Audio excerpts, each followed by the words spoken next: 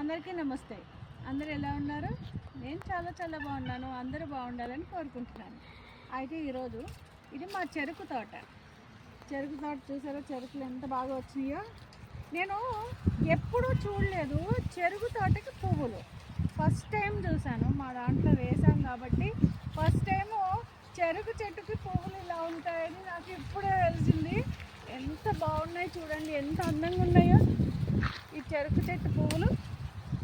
సూపర్గా ఉన్నాయి కదా. అసలు ఎంత పట్టు కుచ్చులా ఉంది, అసలు మెత్తగా ఉంది కుచ్చు, పట్టులా ఉంది, చాలా బాగుంది.